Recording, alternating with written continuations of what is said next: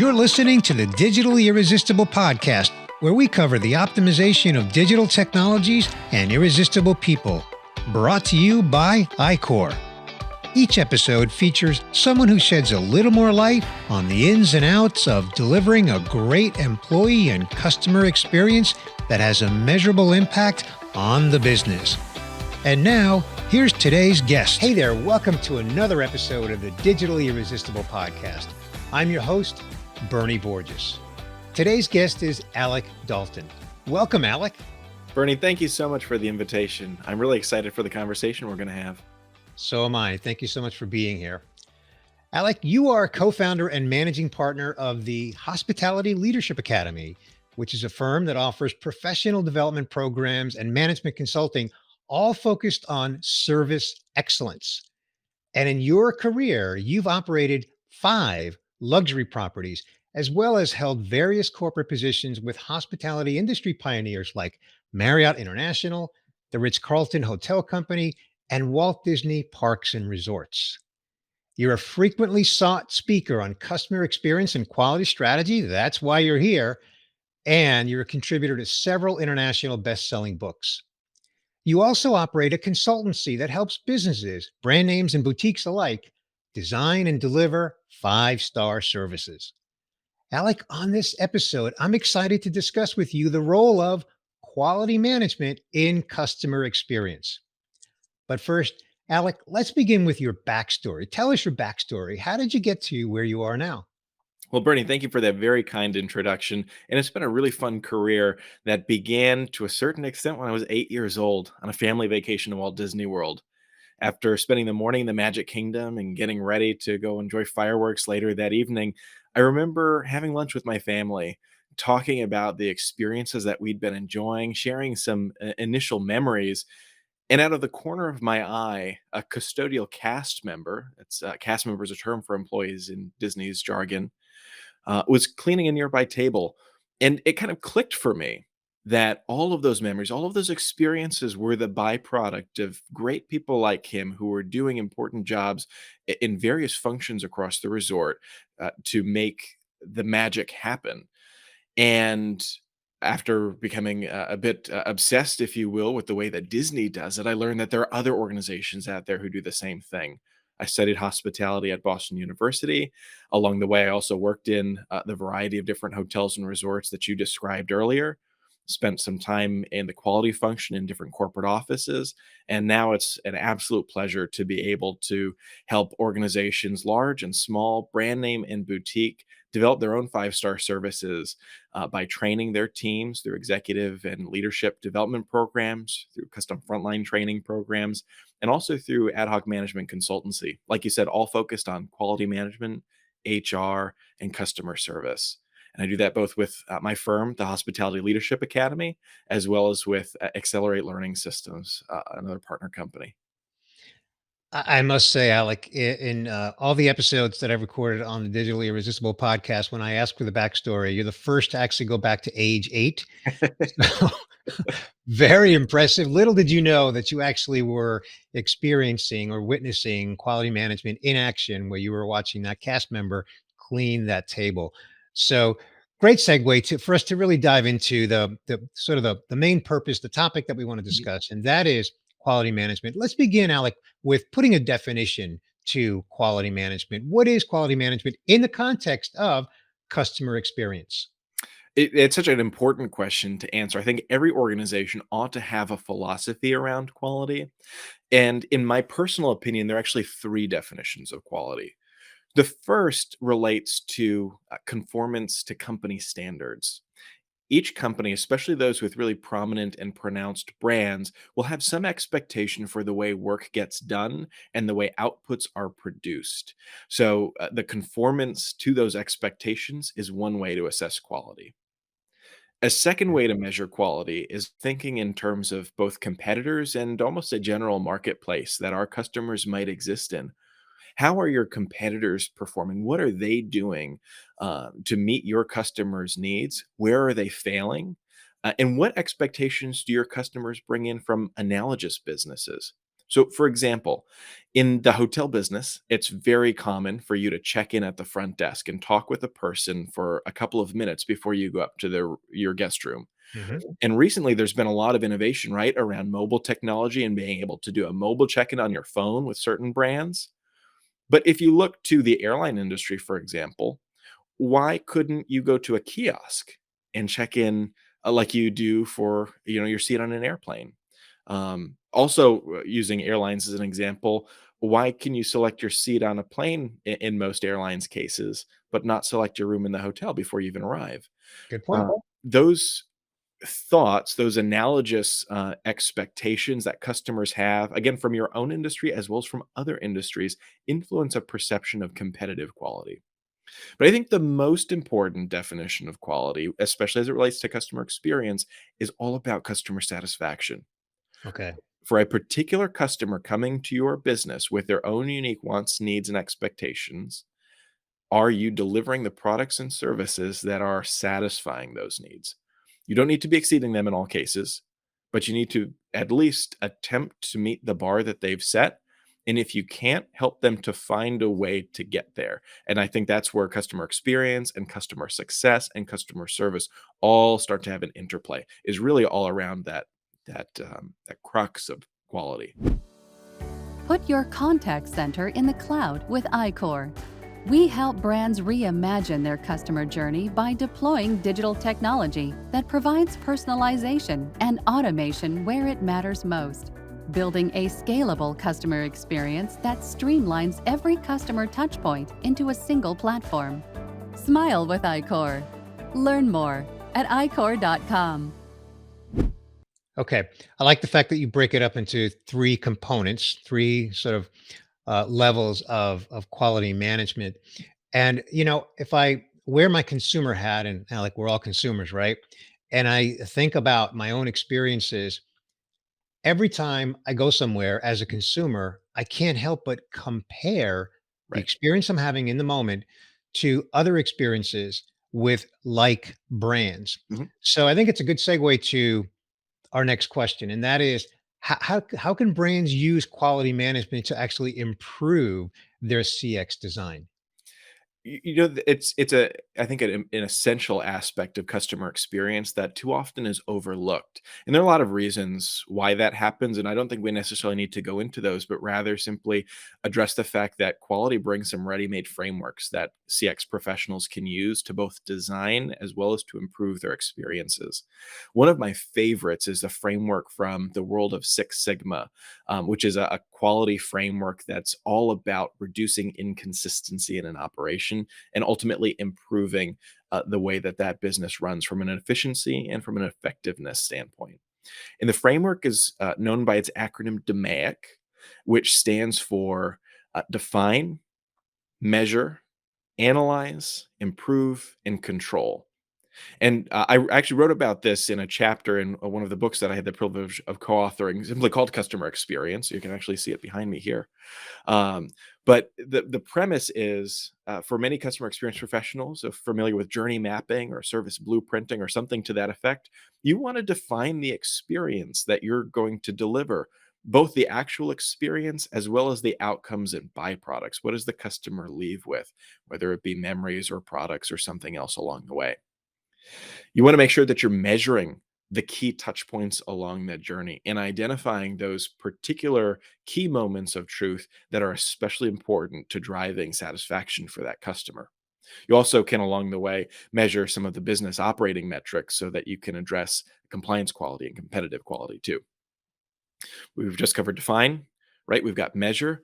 Now you want to analyze. You want to track those key areas over time and make sure that you're actually satisfying your customers. Make sure that the standards that your business has are actively meeting the needs of your customers or guests. And making sure that those standards as well are with parity to your competitors, that second dimensional quality, like we talked about earlier. That analysis comes into play really to give you a pulse on the business. And from there, you want to improve. You want to find those opportunities where you can take things to the next level. And control, the final component of DMAIC, is all about repeating that cycle on an ongoing basis to make sure that you're at least sustaining a level of quality, if not, again, improving it and delighting your customers even better in the longer term. In your experience, Alec, how common is it for brands in the hotel, hospitality, entertainment industry to actually be implementing that process that you just explained using that acronym? It's actually fairly common. There are many organizations that have embraced certain parts of the Six Sigma philosophy or lean manufacturing. The challenges that oftentimes scare a lot of service businesses away from those frameworks is that they're fairly data intensive and really do focus on consistency. And so, whereas Six Sigma and lean, both of them were developed in the manufacturing world, where you've got production plants popping out widgets left and right along, certain process flow, and there's certainly a high degree of metrology that you can use to measure the consistency and the quality. It's a lot harder to do that when you're talking about people. It's a lot harder to measure emotion on the part of a customer or on the part of an employee delivering service, and yet there are ways of doing that.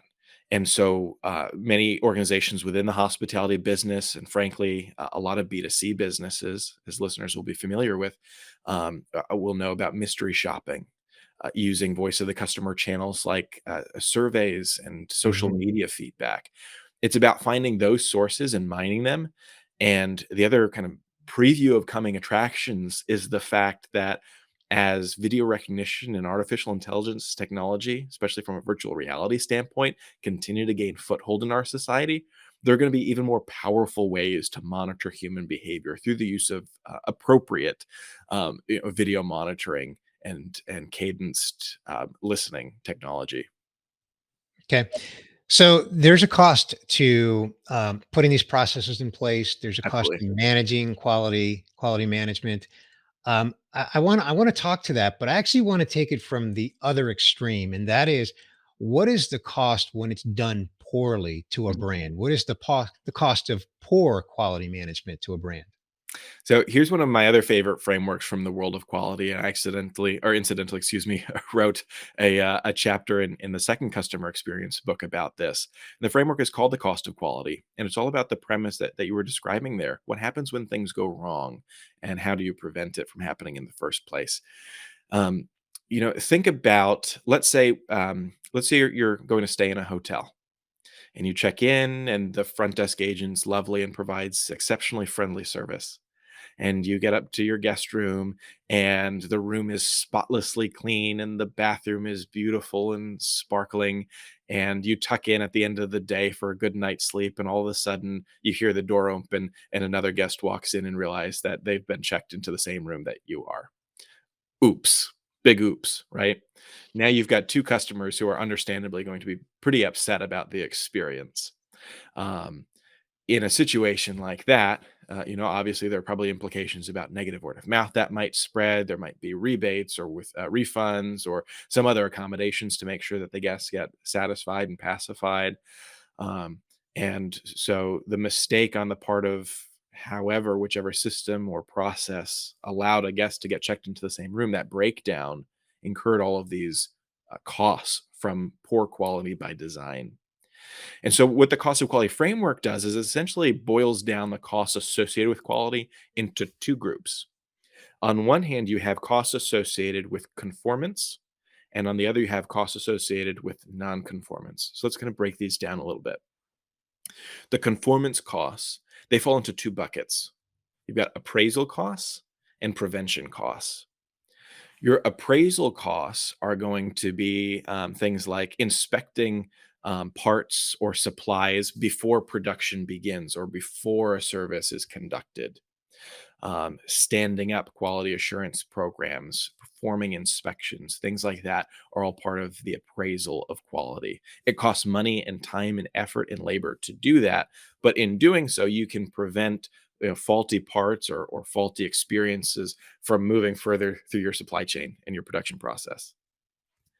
The prevention costs are somewhat of a similar nature. Oftentimes, they're more from kind of an inbuilt design standpoint. Many of them go by a Japanese term called pokeyoke, which we often affectionately refer to as foolproofing. But these are the measures that you put in place to keep accidents from happening. They might be in a digital world, preventing an employee or a customer from being able to skip a certain part of a transactional process. It might pop up a warning sign or a cautionary message, or you might not even be able to proceed until you fill out the required fields, for example. Those are examples of preventative measures. And again, there's cost to design and to build and implement those, but those costs oftentimes are much more advantageous than the costs of nonconformance. The Hmm. costs when things go wrong, the Hmm. cost, as your question teed up, Bernie, of poor quality. On one hand, you've got those external costs, many of them opportunity costs. The upset customer, the angry guest, the person who's going to be spreading negative word of mouth is never going to be staying with you again, or will, but under the pretense that you've got to kind of make up for what you did wrong with those the refunds and the rebates and the gift baskets of fresh fruit and et cetera, et cetera. But you also have internal costs that you're incurring when things go wrong. Hmm. Um, when mistakes happen, your rework needs to occur. There might be some waste that happens along the part of doing that rework. Employee morale gets affected. And so, accounting for those external and internal failure costs, those costs of non-conformance, helps us to essentially create a balancing act where an ideal level of quality, at least from a financial standpoint, is not perfect quality because that's astronomically expensive, and especially in services businesses, almost unavoidable. Accidents Right. happen. We're human Right. beings, right? Exactly. But we want to reach that balancing act where the costs of preventing and evaluating quality can help us to bring the cost of failure as low as possible. So it sounds, Alec, like you've written extensively on the cost factor, and it really boils down to kind of two buckets at a higher level, right? The cost of designing and implementing quality management. There is a real cost to that, Mhm. but then there's also a cost when it's done poorly or it's just implemented improperly, and there's a cost to that, and sometimes that cost is a little less tangible, but nonetheless very material because the Right. customer can be impacted. The example that you gave, creates an amazing visual, right, of someone literally walking into your room at 2 o'clock in the morning when you're sound asleep in a hotel room. So, thank you for explaining that. And again, I'm sure you go into a lot more detail on Mhm. that in your book. Um, so I want to segue now to our final question, and that is our fun question. But before I do that, Alec, I do want to ask you. We've got people who are watching the video right now, and then we have people that are also listening on an audio only podcast. So why don't you share with them, where can you point them to connect with you and learn more about what you've got going on? Absolutely. It's my pleasure to connect with colleagues all across the business. And you can find me on LinkedIn at Alec Dalton, or you can go to alecdalton.com. And I'm more than happy to engage in conversation there and see what relationships we can develop. Fantastic. So those that are watching will see that on screen. If you're listening to the podcast, just scroll down to the show notes and you'll see it there. Well, Alec, we do get to our final question, and we do have this tradition here on the Digitally Irresistible podcast. We like to know, when you're not working, what do you like to do for fun? Well, being in the hospitality business, I can't help but love to travel. And last year, I had a unique opportunity to visit all 50 states within the course of the year. And this year, I'm trying to figure out where my next destination is going to be. And as the world reopens up, I've got my eyes set abroad. So we'll see where you catch me next, Bernie. Fantastic. Well, I think a lot of people would be envious of that, but so enjoy it. That's fantastic. You deserve it. Thank you. Well, Alec, I want to thank you for taking time out of your busy schedule to join me here on this episode of the Digitally Irresistible podcast. I really like this topic a lot: quality management, quality improvement, quality maintenance, all things quality and customer experience. It's an important topic. I think we need to be talking about it more often in the context of customer experience. Clearly, you've got a great expertise on it. And I just want to thank you for sharing some of your wisdom on this topic with us here today. Oh, Bertie, thank you for your graciousness as a host. And thank you to everybody in the audience who's joined us in this conversation as well. Thanks for listening to this episode of the Digitally Irresistible podcast, where we cover the optimization of digital technologies and irresistible people, delivering a great employee and customer experience that has a measurable impact on the business. Brought to you by iCor.